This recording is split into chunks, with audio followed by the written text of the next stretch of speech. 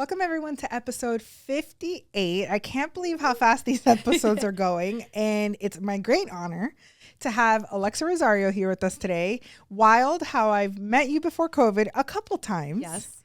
And we joined Daily Drip at the same time. And we did. Yes. And you know, the Daily Drip has just brought us together more consistently, and I'm glad that it has. So tell everybody about yourself, who you are, what you do, and all that good stuff. I always hate this question because, it's like, how do you summarize the whole life into like two sentences, right? So my story starts I've been in real estate since 2013, but in 2018, I lost my dad. He was 51, had a heart attack, and that completely changed the course of my life. My family spent 2.5 years going through the probate process. And in that, I learned so much about what was not working when it came to inherited property. And so over the years, we started building a process to help families who were going through that same transition. And over the last 7-8 years, it became like just this process that we ran every single time. And we recently launched a new platform to support families in that, and rebranded in May as Heirloom. And it's been a really fun journey.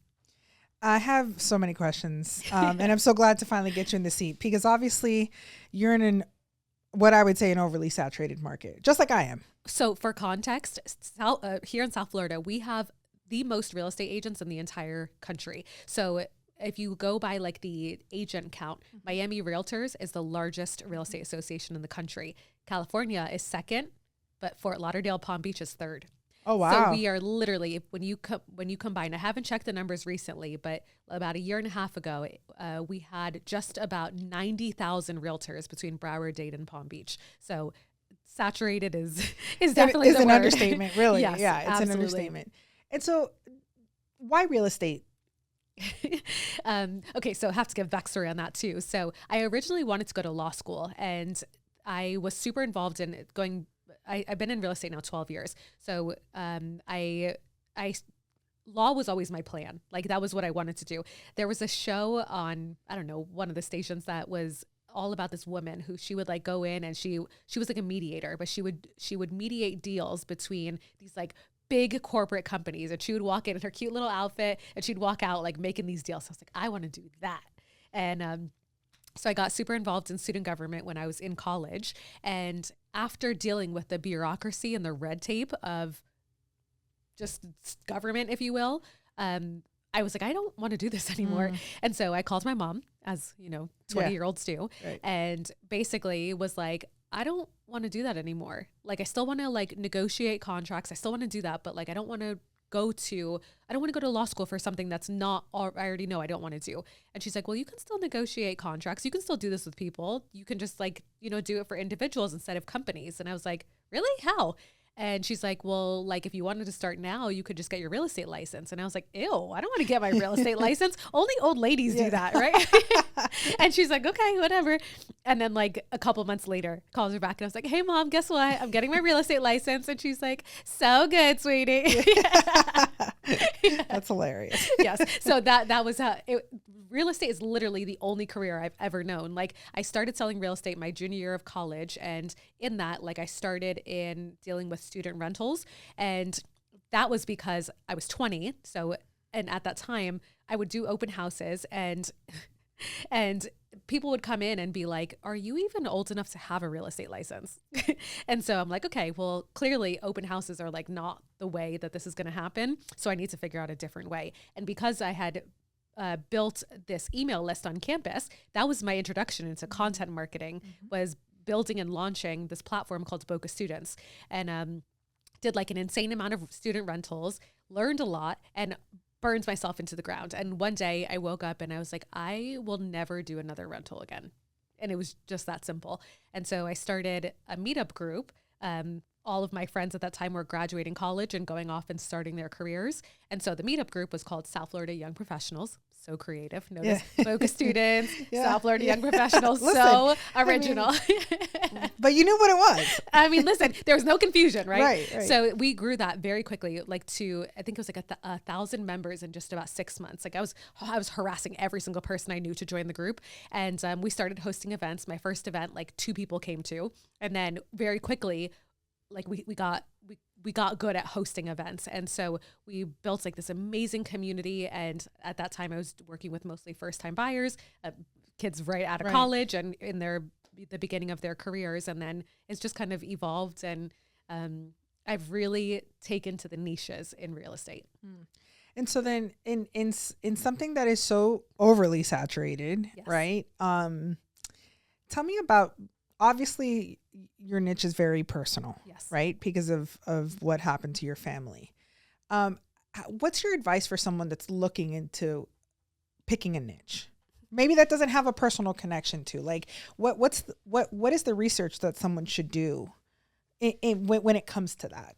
So I think that there is like the having been there thing that's not just something that, like, they don't say that for nothing, right? Like when you are able to grab somebody by the hand and say like, I've been here before. Mm-hmm. I know exactly what this feels like. It's very different than not having gone through that. I always say like losing a parent is one of those things where you join this club that you never wanted to be part of, but then you meet other people who are part of this club and you just instantly have this bond because you know what it feels like to lose a parent, right? Especially so young, right? Yeah. And that is something that changes you. There, you know, if you want to like get into how trauma gets stored in your body, like it is traumatic, whether you lose a parent like unexpectedly like I did, or it's something that you watch somebody wither away, right? Like both are either traumatic. way is horrible. And so I think that in choosing a niche it's not like, there't a lot of agents that try to niche and they just pick something because they heard it makes money. Mm-hmm. And that comes through. Like people are not dumb. Like we're sensitive to energetics. And when you've been there, you can move in an authentic way that most people can't, right? And so there's a lot of agents who they specialize in probate real estate, but they've never been through it. They haven't inherited property. They haven't done any of it. So to them, it's just niche. It's just a business opportunity. You're not actually solving a problem. And I think that is really what it comes down to, is when you've been through it, you get to see the holes in it. And if you go into a business just to make money versus to solve a problem, it's much harder to sell. When you are actually solving a problem where you've experienced it firsthand, it's a no-brainer because people go, yeah, that is an issue, right? So I think from the understanding the problem really deeply at both the logical side from the data and then also from the emotional, what does this problem do in my ideal client's life? Those two things together create an opportunity for you to actually serve people. I think that obviously unfortunately for you and many, because my family did go through a probate disaster with my grandparents, with my mom's parents, and guardianship. It was atrocious. And I tell you this all the time because we did go through it. And my parents, not wealthy people, nobody in the family really was, but prepared. I mean, we owned an insurance agency where we were protecting other people, and still no one, we didn't know. Yeah. We didn't know what we didn't know. And if that wouldn't have happened to us, I would hope that eventually we would have figured it out, or an advisor would have told us. But so many people are unaware of the importance of protecting their assets. Mm-hmm. I'm glad that you bring that up, because when we think about traditional legacy preparation, right, the ones who really do it, right, that we talk about life insurance, we talk about estate planning, and we talk about prenups. Those are like the big three when it comes to protection, prevention, all of that stuff. However, it goes so much deeper than that. And I think this is, if there was like one message that I can leave the industry, the inheritance industry behind, it's this. The families are getting prepared for the assets, right? Which is the property, the retirement accounts, the things that have a title to them. But that is only one part. That's 25% of what families actually inherit. If you go back through thousands of years, the way that we pass down legacy was through stories, right? That is at our most foundational human nature level.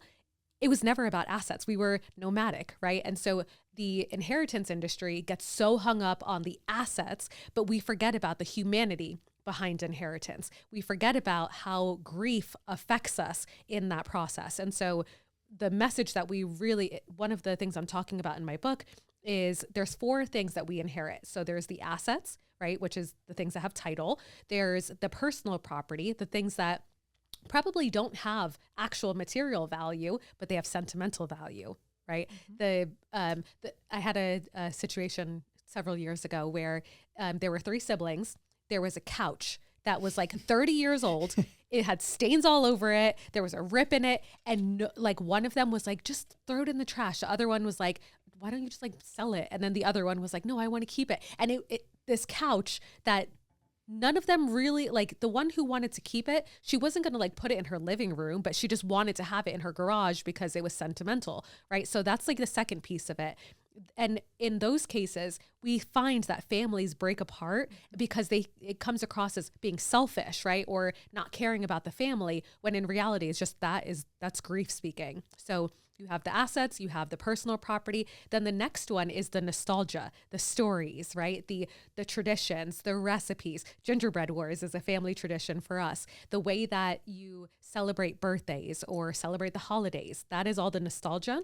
And then the last one is the identity. It's who are you? Who are you as a human when you're not technically inside of the family, right? When you go out into the world. And so like I always use the example that my dad, he used to always say, like, anytime I did anything hard or I had a bad day, he'd be like, baby girl, you're a Rosario. You can do anything. And that gives you an identity, right? That becomes part of your inner voice. Oh, this is who I am. I can do anything, right? Sarah, it's a self-belief. Absolutely. Yeah. Sarah Blakely from Spanx, she always talks about how her dad used to ask her what she failed at every day. Right. That becomes part of your identity. If I didn't fail at something, then I'm not doing it right. And so there's all 4 of those things. And the inheritance industry deals with the assets, but completely ignores the other ones. And so we look at the statistics that show 70% of wealth disappears by the second generation, 90% by the third. And that's not just in the low income classes. That's not just in the affluent classes. That is literally across every single demographic. There's a proverb that that's been borrowed across different cultures. So in here we say shirt sleeves to shirt sleeves in 3 generations. In China, they say rice paddies to rice paddies in 3 generations. In the Irish community, they say clogs to clogs in 3 generations. This is a real thing, right? So we spend an entire lifetime working to pass on legacy and pass on assets to our children, only for them or their children to burn through it. And so it's time that we redefine what legacy actually is. And not only just because it's the fluffy stuff, right? The emotions and the feelings and the belonging and the identity, but maybe that is the secret to breaking past we can make it to the 4th generation of legacy. And so I've been studying all of these titans, right? Rothschilds and Rockefeller and Vanderbilt and all of these big names. And it was all the intangibles that they passed along that helped them get to 4, 7, 10 generations in their wealth. Wow. Wow. Yeah. I love that. That's Thank you. Fascinating. Yeah. It's fascinating too. And speaking from my own experience and watching my mom's family just be absolutely shredded by this whole process, I think that, I don't think it, I know it, I saw it, right? Like I witnessed, no matter how good your relationships are in your family, and you think nobody would do that. No, we're siblings, we're blood, we're family. That's never going to happen. Grief and money and things make people act differently. Oh, yeah.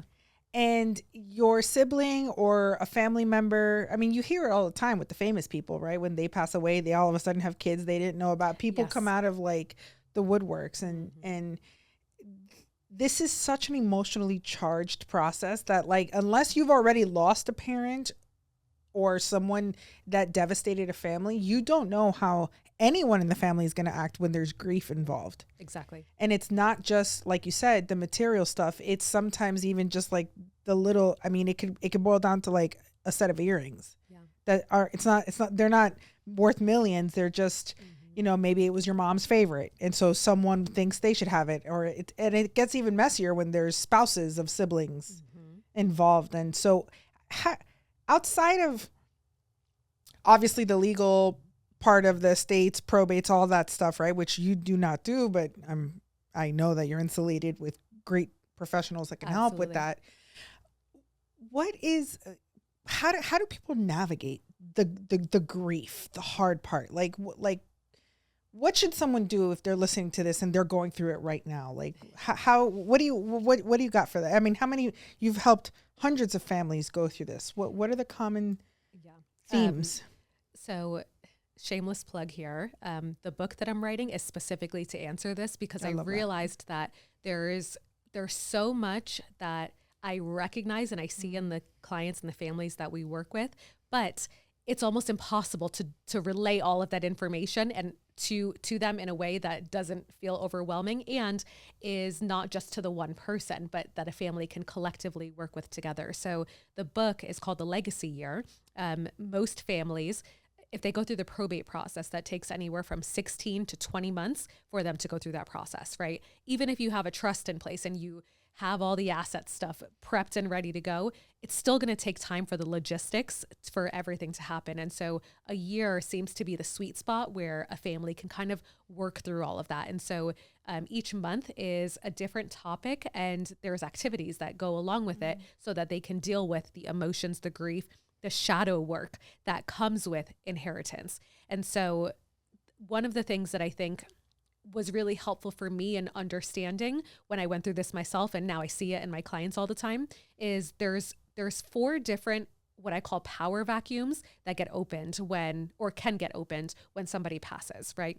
If you think about most families, you have the matriarch or the patriarch. And I mean this loosely because if you have grandparents and then you have parents, right? And so on and so forth. So that grandmother, she's the matriarch of the larger family, sure, but the mom is the matriarch of her smaller family, right? Mm-hmm. So let's say, for example, the father passes. I see this a lot in a lot of my boomer clients where the father was the provider. Mm-hmm. He took care of the expenses. He did not want his family to even know that there were bills. And he took great pride in that, which is beautiful. And it's so noble. The problem that happens is that when that legacy transitions, even if he did the planning and left the money behind, how do you log into the accounts? How do you even know what websites to go to, right? If everything was so private because he was so proud of the family never having to worry, that now creates a gap or a power vacuum where there's no system. So even though there's funds available, now they have to go recreate the system. And it's stressful. While you're grieving. Yes. Correct. So there's that piece of it. I call that the provision vacuum. The second one is what I call the soul vacuum, right? And so that's usually the matriarch. She passes, and she was the one who 2 siblings get into an argument, mm-hmm, and she's like, you guys are sisters or brothers or whatever, like you're going to love each other. And then they're like, it's the one who's like, now give them a hug. Right. And you're like, I don't want to. I'm your mother, and you're going to give them a hug. And right? It doesn't matter if you're 50, you still do it. If your mom says you're going to give them a hug. Right. Exactly. Right. So, right. But that's also the person who makes sure that the holidays get celebrated, right, and they do all the invisible labor. The husband, the provider might be paying for those, mm-hmm, but she's the one who does the coordinator. Exactly. And so that is the soul vacuum, right? That is where the memories, right, get created. And so when you now lose the matriarch or the patriarch of the family, all of a sudden, nobody knows who is paying for what. And where are we going for Thanksgiving? Exactly. Right. So now you're dealing with grief, and this day that's supposed to be a tradition and special, now all of a sudden becomes a disaster, but we're not done yet. Right. There's still 2 more. The third one is what I call the secrets vacuum.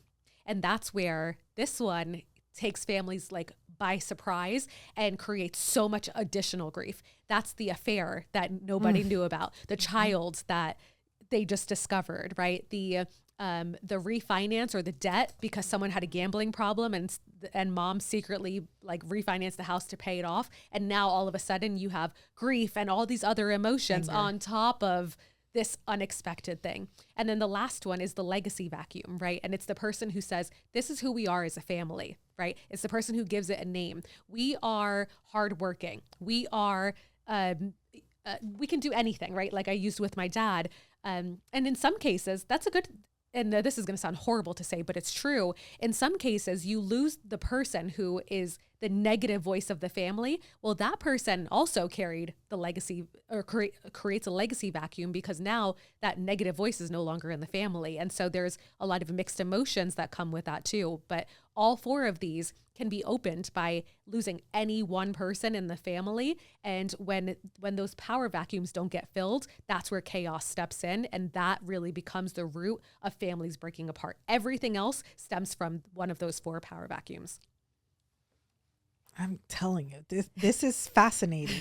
It's fascinating because you've been able to name what we go through, you know, and it's so unknown unless you've lived a life of terrible tragedy, you know, you've repeated this. Even in my mom's scenario, when it was her parents that we went through that terrible situation through, they died a day apart.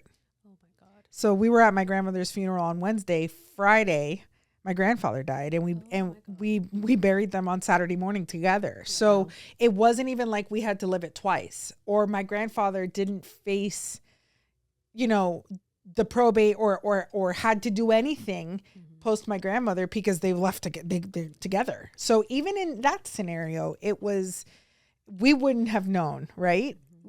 Our scenario is different because we didn't have to experience it for a second time with someone in the family. So it's so important that you've named it. And I could imagine that had we had, so even though, I mean, at the time we didn't sell the house or anything like that, but it was just it's so unknown.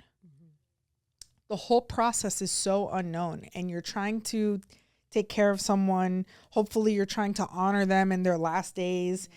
And then you've got all this noise in the background of, if the family's not getting along, if these things aren't done, lawyers and doctors, and it's just such a mess. It is a literal traumatic experience. It's so traumatic. You know, it's funny that you say that, because probably maybe about a year later, my mom, we had to take her to the hospital because she was having like a lot of chest pains, and they checked her heart out, and they told her when she woke up out of the anesthesia, they gave her like the long name for it, but they were like, you literally just have a broken heart. Mm-hmm. Like we thought she was having real heart problems. And they were like, did you go through something traumatic recently? And we were all like, yeah, yeah. And so you're so right. You're so right. And when is the book coming out? March 5th. Spark. I love that. Yeah. I love that. I think that the work that you're doing, clearly you could tell that it's something that you're passionate about, and it's something that's absolutely needed. Yeah. So thank you for that. I'm so genuinely sorry for everything that your family went through.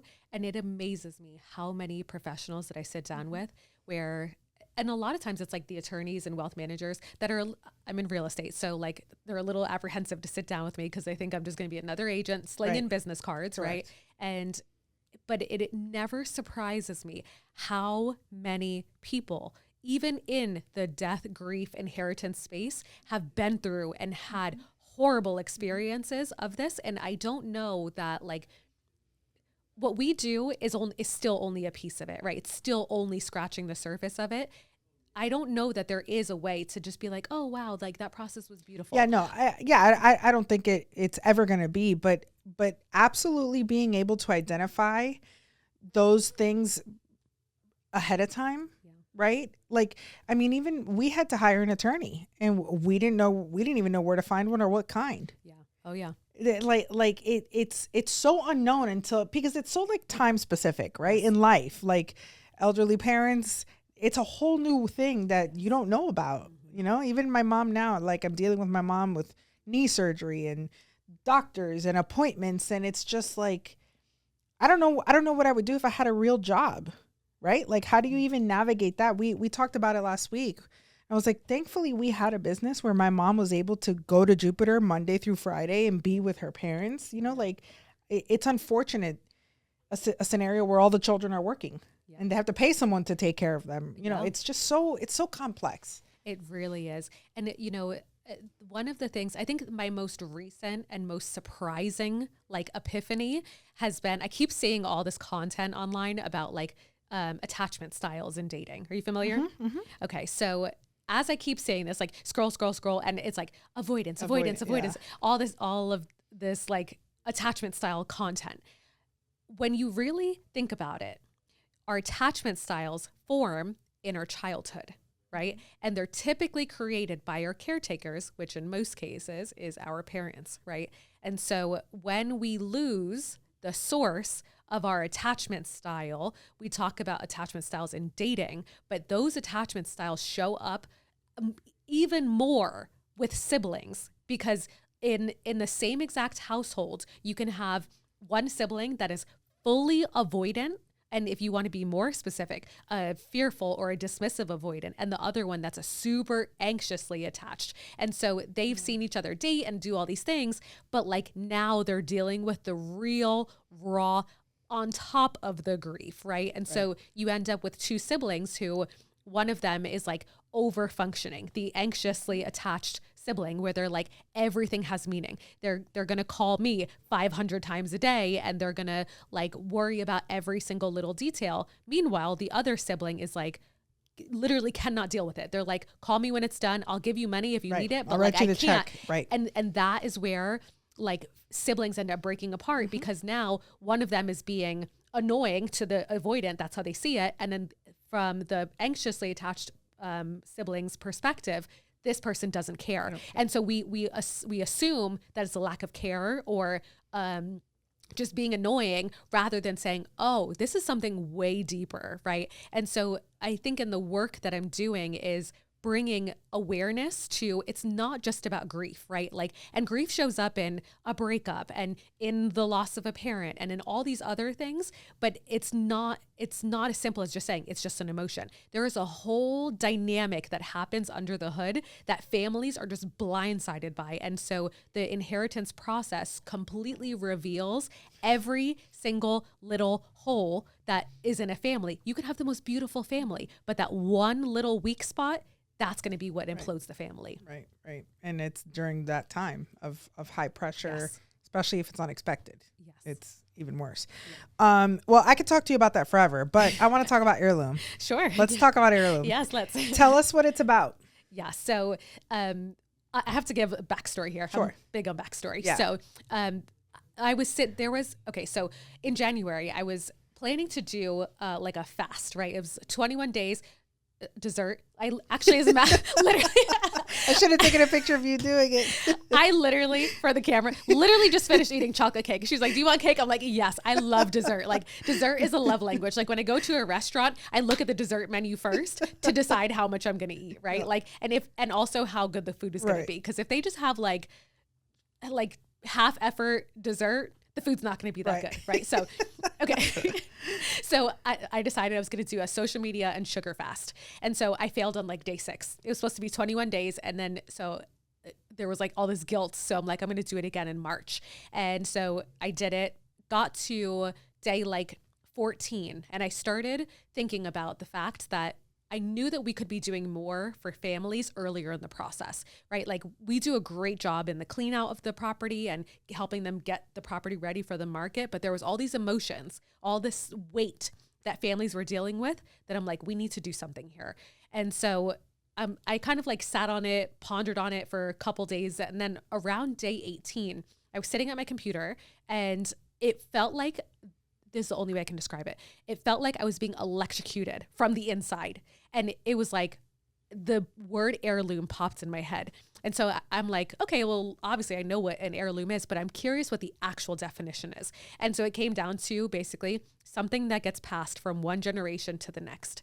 I started bawling, like literal tears, just bawling my eyes out. And I was like, this is it. Like, this is what we need to do. And so from day 18 to day 21 of my fast, I'm not even joking, the speed that I was typing on my computer of just like everything that was like brain dumping. And I'm like, oh my God, this is like, this whole thing is coming together. And that was where Monday, that was March 24th, I told my team and I was like, look, we're going to do something crazy, but like, this is what we need to do. And then that Wednesday we announced it to our team. And 5 weeks later, like, we launched Heirloom. And so it's Heirloom as a company is, at our bare bones basics, we help families prep, clean out, and sell inherited property and senior transitions too. But under the hood, it's an entire experience where we take the family through our estate transition framework, and we do that through the platform that we've built to support the family through this process. And so really what I feel is most important is helping families understand all the emotional stuff that comes with it. Because if we take care of that, the rest of it is just logistics. That part is easy.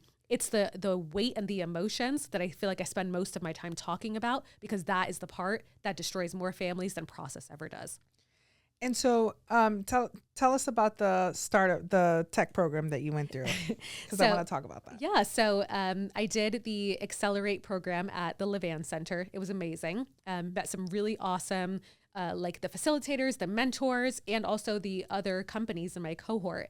It was 11 weeks, Monday, Wednesday, Friday, for 3 times a week from 9 to 11. Felt like I was back in school again. Mm-hmm. And then at the end, we had a pitch competition. And so I won that. She won it, guys. And yeah, so that was really fun. That was like super stressful. I rewrote the pitch like 4,000 times. I was ready to rip every single hair out of my head, but we did it. And here we are.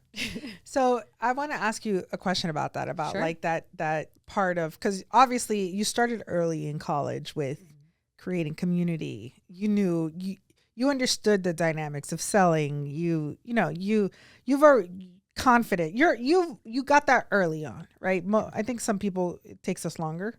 My dad was a business owner and he was super charismatic. So like I learned a lot from him. Yep. Yeah. And so then how did this process of going through that accelerator change you? Like the pitch part of it, how I feel like that is something that maybe was new for you. Yeah. What did that feel like? So I will say like, the concept of raising money, like raising capital, was terrifying to me, right? Like it feels like all this extra responsibility, but it's also like if you're going to build a really great company, you also need to raise money. And so that alone was like, it just felt very heavy. And so going through the process, we started talking about the pitch and the financials piece. Like I hated math. I still hate math, right? Like that is not my thing. And so all the financials and even the legal side was not the part that I was excited about. But I entered the accelerator knowing that was my weakness. And that was why I did it, because I like the messaging I was very confident about. It was all the legal financial structure stuff that I knew that I needed support with. And I knew I was never going to do it by myself. So I ended up in the accelerator, and I think my biggest epiphany was realizing that raising capital is a sales process. It's just like anything else, right? And so like I have a presentation that I do with clients when I sit down and I meet them. It's the exact same thing. It's the exact same process. It's just a different conversation. And so I think there's this newfound confidence, right? I've never raised capital before, but I know how to sell.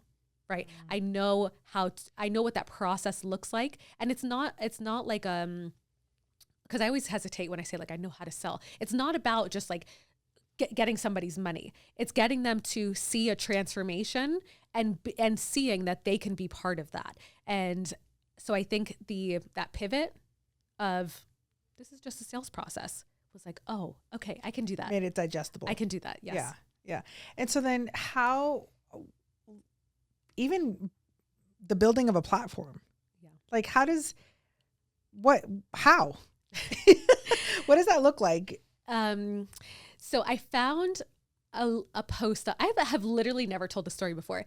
I was scrolling through LinkedIn one day, and I found this post of this guy who created a platform called Magic Post. It's like a LinkedIn AI content generation platform. And so he was raising capital at the time. And so I was watching his content, he was talking about it, and he talked about how he built the platform. He vibe coded through Lovable. And so I'm like, interesting. So I'm like, I created a free account and I started vibe coding, and I literally, it was so specific and exactly like, again, we built this from a framework. So it's not like I just started with like, oh, we should just build this thing. It was like, I had an exact framework and all of the pain points that I knew families were already dealing with, that I was able to sit there, and it took me 2,000 2,000 credits, 2,000 AI credits, back and forth to like figure out the logistics and what exactly that was going to look like. Around like conversation point number 600, I scrapped it and started over. And I was like, this is not the way that I want it to look. And I started over and then rebuilt it again. And like in a previous relationship, my ex-partner, he built a platform, and I got to be there with him through all of the interviews with the developers. He got an SBA loan to help build the platform. He spent like $250,000 on technology and still didn't have the platform that he wanted. And so I knew that to build a great platform, we were going to need capital, right? Like even though I was able to take it to a certain point, I still had to hire someone to like bring it to the rest of the way. And then also for the security purpose of we're dealing with a lot of data. So protecting that data. And, but like watching him go through that process just made me realize, like the second I found out vibe coding was a thing, I'm like, I can literally be the visionary. I don't need to know a single line of code. And that was where that came together. That's so cool. That's so cool. And so then obviously you've got it down to a science. You've got a differentiator already, right? Like you've done the work to differentiate yourself in this real estate space. How have you been able to, or not how, let me reframe the question. What is your style, your technique of elevating Alexa Rosario, the brand, with each notch professionally that you do? Like how do you bridge the gaps in between everything that you're doing on the brand side? Because you do it well. I'm asking because I want to know. I feel like I need more context, because like I want to give you a good answer and I don't know that like you've done such a good work of creating all of these things that are Alexa, right? Like, I mean, I can't assume it's just in my mind. I see you and I see Heirloom, right? You've done such a good job of making Heirloom something tangible. Thank you. But I still know you're a realtor, right? So how? I guess how have you convinced us of all of these versions of you, but we still know what you do. You haven't confused us. I appreciate, no, that means a lot. And does that make more sense? Like, yes. Like, I guess it's just like you're not reinventing yourself each time, right? So it's like, what's the string that connects everything, and how do you keep developing it? Okay. So yeah, I'm with you now. So we've talked about this before.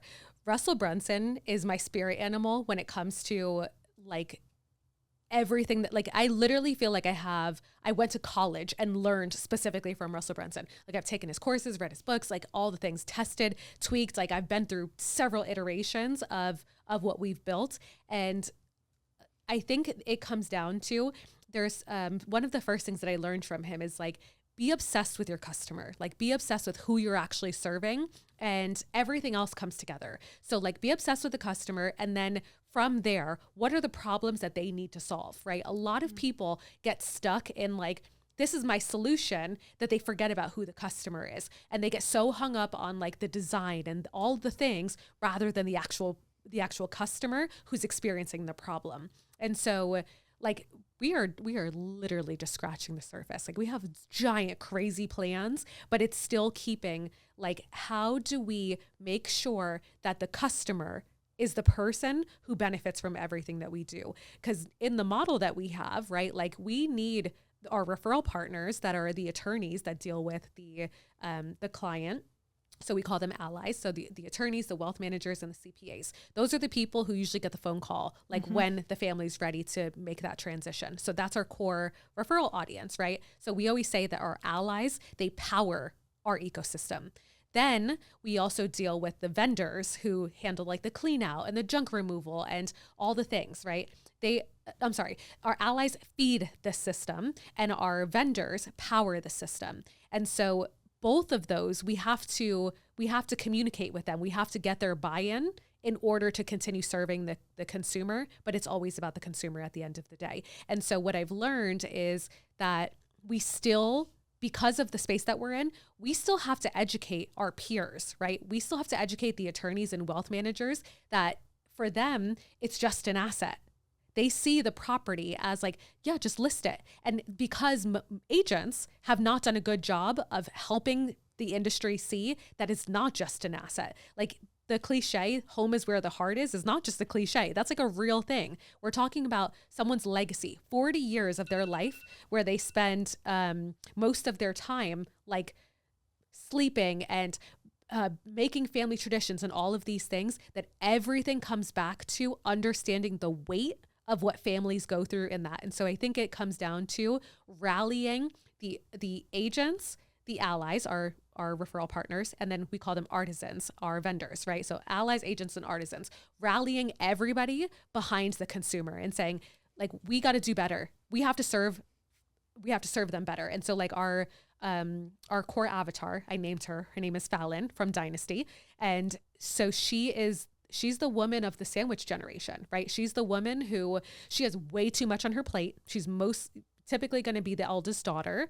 And we know that the data backs that up. And so everything comes down to how do we rally around Fallon and make her life better?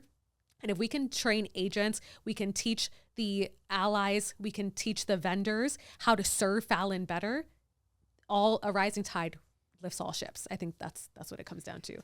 I think that even you answered my question, but I think in the answering of your question, I answered my own question because what you've done a really good job of is almost making a literal physical picture of yeah, we built a world around Fallon. Right. But even in your description of it, like, it's just so tangible.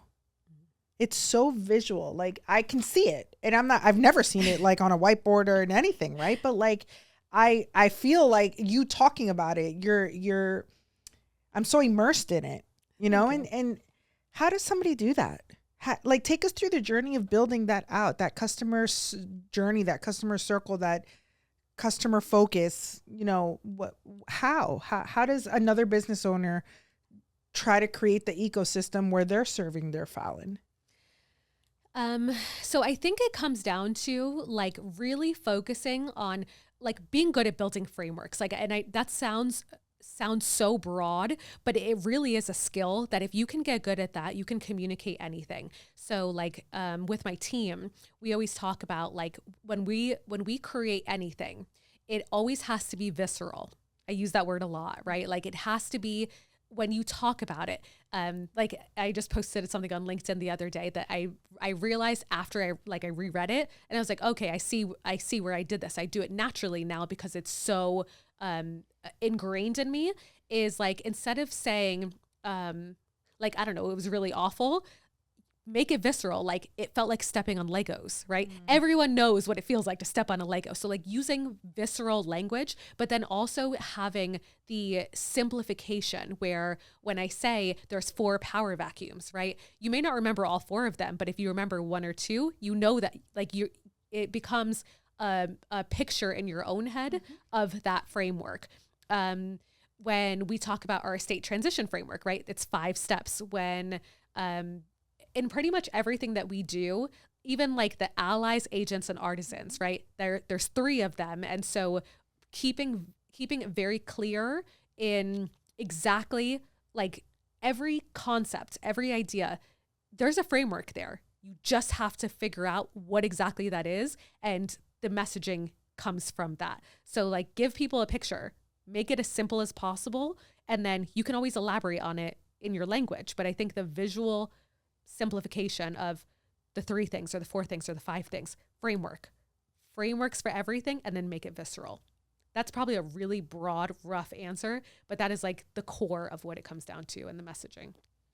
And so then how does someone make a framework? I would say, so like, for example, what is your process when somebody calls and needs insurance? Like, what is the process that you take them through? It's different every time. That's why I'm asking. Okay. I need you to fix it. But here's the thing. So like, what would be the main points of that, right? So it's probably like, okay, the lead capture is like the first thing. Then do they usually call in, or do they come all different ways? Emails usually. Okay, so you have the lead entry, if you will. Then you probably have like discovery call or something, right? So that becomes it's just not named. Exactly. Yeah. Right. So and just giving them names, that now is how you create the world, right? You create a culture just by naming the things that you're like, oh yeah, it's just a thing. It's just an email. It's just a phone call. No, it's a discovery call. Here's what we're going to accomplish on that discovery call. Okay, now after the discovery call, what happens next?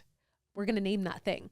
And so I think that the best guideline for building a process like that comes from this book called Built to Sell.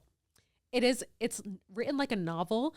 It literally changed the way that I think about business building in general, because his concept is around your business should always be ready to be sold, even if you don't want it to be sold, but you now have an asset when you treat your business like it could be sold, right? And so that makes it, that forces you to think in terms of, if I wasn't here, and especially again, I lost my dad who was a business owner, and I watched the business that he built burn to the ground in 4 months, right? Mm-hmm. And so it becomes like, if I'm not here to teach you how to think like me, how do I make you think like me?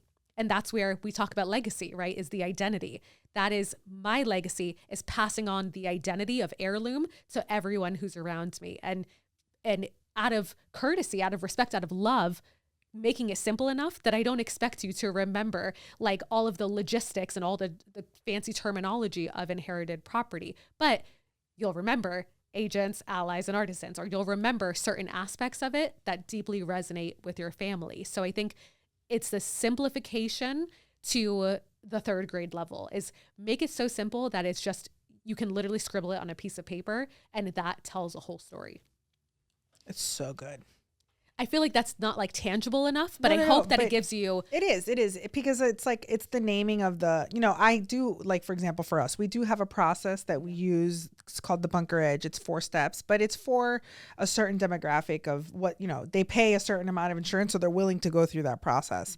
Like, because it's a complex account, but I wouldn't say that I have it for the everyday accounts. I wouldn't say that I have it in a way that we talk about it or bleed it, right? Like, there's no doubt. I know I haven't met your team, but I know that they're as equally as passionate and excited as you are about it. Like, and they use the same words correct, that I do. So correct. Like it's continuous for the client as well. Like they talk the way that I talk, and there's certain things that, I mean, I just heard this somewhere, and it's been like echoing in my mind like nonstop. And they said, I can't remember who said it. I always like to quote, but it was like, if you're going to be the CEO of your company, they might as well change it to CRO, the Chief Reminding Officer, the person who continues to remind people what the vision is and who you are. And like that right there is like, oh man, I get tired of saying the same thing, but like, man, that's our job. Right. Right. That's our job. Yes. Tell me about quickly, cause I do want to be I could talk to you forever. So. Likewise. This is so fascinating. I would say you're the first person out of the 58 that I've had in this seat to talk about any of this. Like, really? Okay, I've never had someone be so descriptive and so, I guess in detail of this process of frameworks and building out this client experience. How does one, so the premise of the podcast is very casual, right? But it's, I'm in a very supportive industry, entrepreneur wise. And I know that you've built one for realtors that are looking to find their specific niches. And so you've become that for people. And so I thought to myself, wow, what if there's entrepreneurs that are in industries that are not that supportive? Like, my goal is, I would never want anyone to give up on their dream of entrepreneurship because they felt alone. Mm-hmm. Right. So this is just a way of providing information from real people that have done it, And so if there's someone that's in business right now, in an overly saturated market, how do they find and build out their ideal client avatar? Okay. So there was a day that I was in church and my pastor said, if you want to know your life's purpose, look for the thing that breaks your heart. And I was like, man, that's deep, right? Yeah. Like when you figure out the thing that like just destroys you, that's the thing that you are called to serve. That's the thing that you are called to heal, right? And I think this is where the whole avoidance thing comes in, right? Like we are raised in a society that does not embrace emotions. And so we don't let things break our hearts anymore. And so it's hard to find your purpose because you don't know what has broken your heart into like 50 million pieces.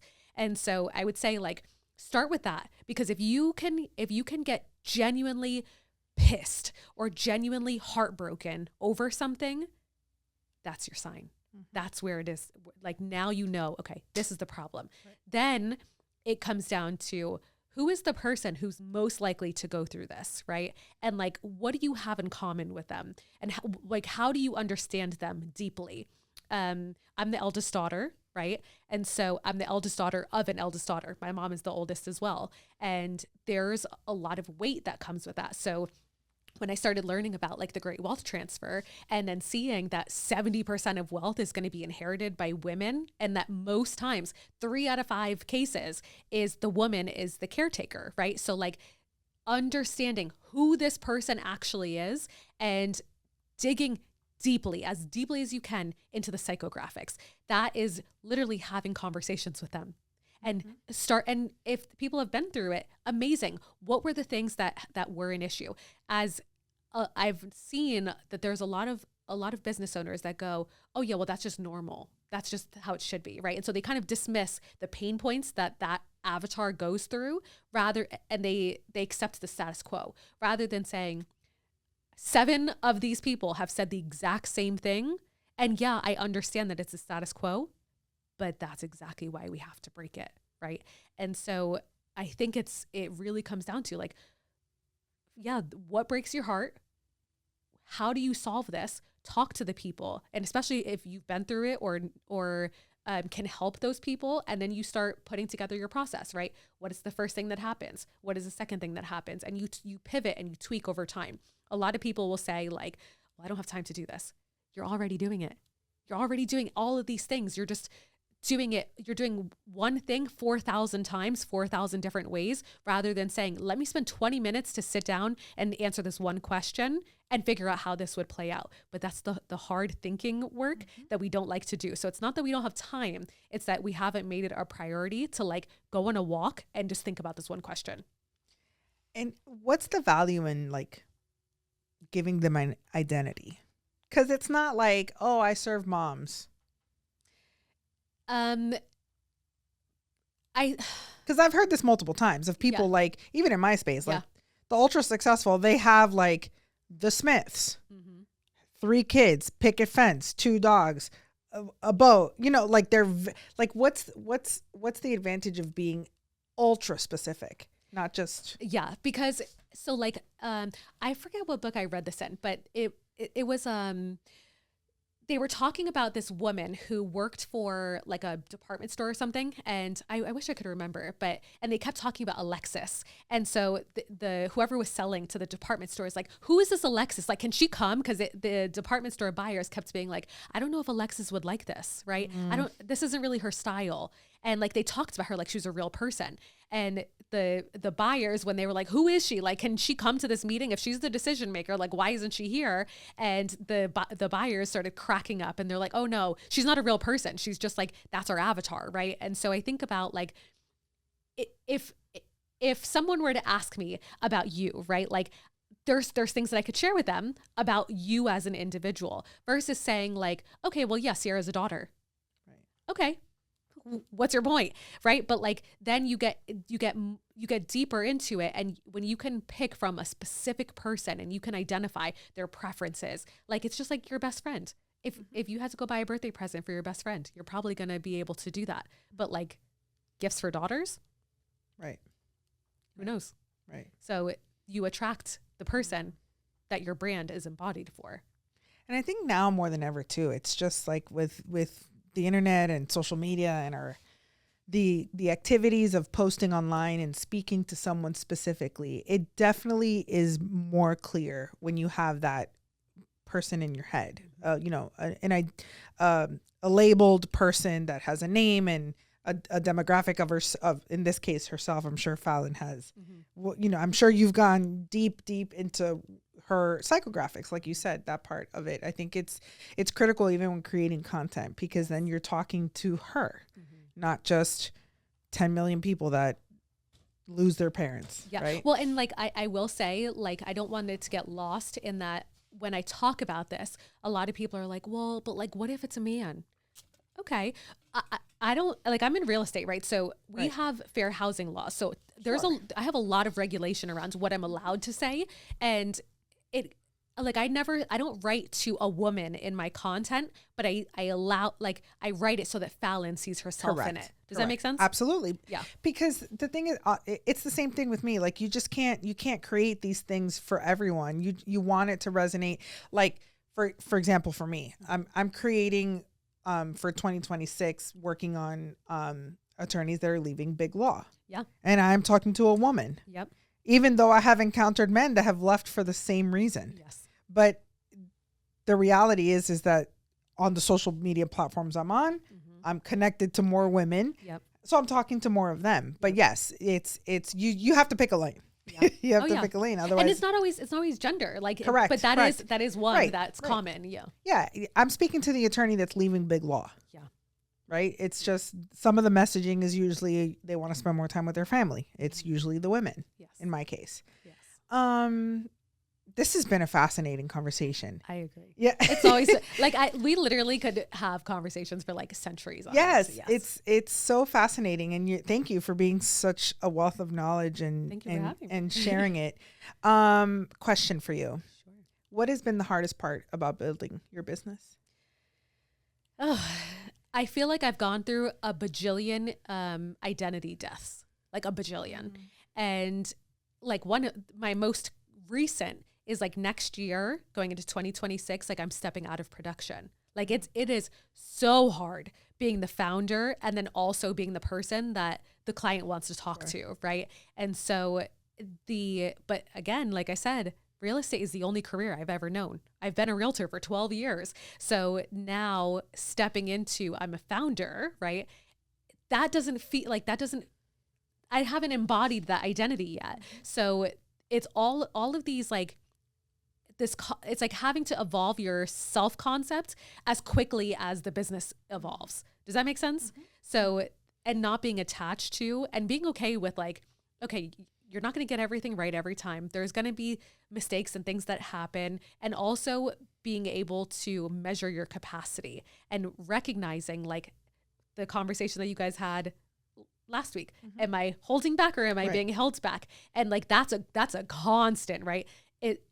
One of the things like earlier this year, I realized like I was holding my team back because I didn't believe that they had capacity. And then when I one day just decided like, I'm the problem. Mm-hmm. I am, not them. I'm the problem. The speed of the leader is the speed of the team. I'm the problem. I'm holding back because I don't think that they can handle it. Instead of saying, I'm going to push and you're either going to step up and join me or you're going to leave. But I have enough faith in myself and in our team that we will attract the right person if that's not going to be you. And like, those are things that feel kind of savage, right? Like you want to be kind and you want to be this like heartfelt leading person, but then there's also, you're still running a business. So the identity like versus evolution thing has been really tough. And what is the best piece of business advice you've ever gotten? Man, read more books. Literally, like I am such a proponent of like personal development. And I would say two things: read more books and treat your business like a ministry, like literally. And so I feel like a lot of people look for book recommendations based on like the book that you read and loved, rather than being able to like objectively look at their business and go, this is a weakness. I need to work on this, right? I went into the accelerator because the legal and financial was my weakness. So I'm like, I need to solve those. So let me join a community that's going to help me with that. consistency was the reason I joined Daily Drip, right? Like I knew that I wasn't going to be able to stay consistent if I didn't have community around me. So like the learning is one thing, but then also to keep your identity in line with this new self-concept, you need community. So good. Thank you. So good.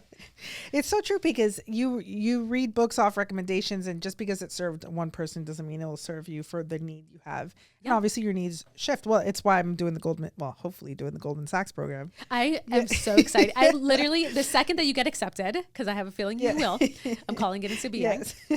I want to hear like every step of the way, how it goes and all the things. Like that's I'm so excited. But that's exactly why I'm doing it, right? Like I'm positioning myself. I know that I want to buy an agency, and if I'm going to, it's so funny because we had met for lunch a couple of weeks ago, and you had told me we're not in a very different business. No, we're not. And it's from the business aspect, right? And so I'm in the same way of like, I want to buy businesses, and I need to remove myself from being the insurance agent and transacting insurance and run a business, right? And so to do that though, I need to know and understand numbers. Yes. I need to, and I don't, right? I got my business degree from BCC when it was BCC. It's not even that anymore. And so it's like, it was so long, it was 20 years ago. And I didn't. But regardless, like the degree is irrelevant, because if you don't learn the information in a practical, implementable way, you could have gone to Harvard. But if the information is not practical and relevant and helpful and implementable, it literally does not matter. It didn't matter. And I was doing it just to get my like basics out of the way to go to the Art Institute. Like it was just, I literally didn't even, it's nothing. It's irrelevant. Right. So, but it's one of those things where it's like, okay, I found the program that, I can try to get into to solve the problem that I have in this stage, to then be able to go to the next. So, okay. I know we're like over time already, but like, I just have to add this one thing that comes down to radical accountability, because it is amazing to me how many people don't like to look in the mirror. Mm-hmm. They're like afraid of the mirror. And like, I go hunting for mirrors, right? Like when I look for my content, I was like, I need to be around people who are also creating content. So I have a mirror, right? Mm-hmm. Like I remember the day I wrote the article about like, America doesn't know how to grieve. And I specifically remember I saw you and you were like, that was a great article. And my first question to you, do you remember what I asked you? Mm-mm. I was like, was this too political? Oh yeah. Yeah. And I was so nervous about like, I did not want it to be. And it wasn't.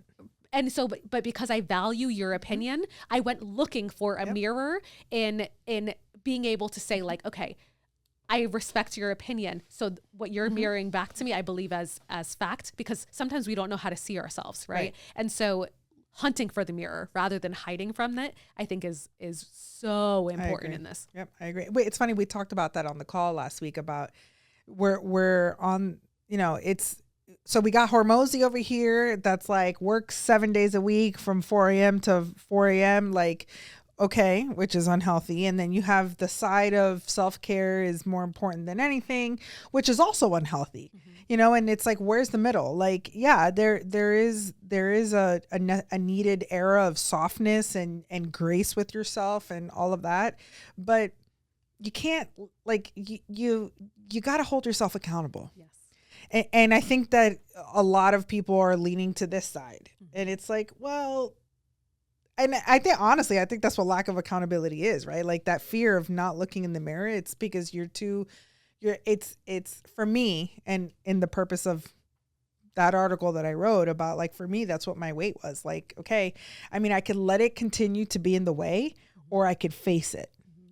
And so there is a movement where I could have just been like, well, I could just accept myself how I am. But it was also bothering me, and I wasn't confident, and I didn't feel good. And it was causing me to retract. Yeah. So acceptance was not the answer. Yeah. It was facing it. Yeah. It's that low grade anxiety that when it's there, it's like, okay, I can feel hiding it. from it is that's not gonna serve you. No. And I think anytime that we have like one belief system, right? Hustle culture has been America's belief system since the Industrial Revolution. So it is inevitable that we're going to swing to the opposite side, but the ultimate goal is integration, right? Where it's not an either or, it's both, and we can do them both at the same time. I think feminism is a lot like that as well, where we went from like ultra patriarchy to like super feminism. And now we're starting to like integration, right? Even men are starting to talk about emotional intelligence. Like, okay, we're finally reaching a point of integration. And so anytime that I see like something super dramatic and super leaning one side, it's only a matter of time before we swing to the other side. And then eventually in the middle, it'll integrate. Yes. Tell everybody where they can find you. On Instagram, Alexa Rosario _. So that's, and LinkedIn as well. Yeah. I'll put it in the show notes. Okay. Thank you so much. Thank you for your time. This was so fun. It was long overdue. Yes. No, definitely. Thank you for having me. This was so fun.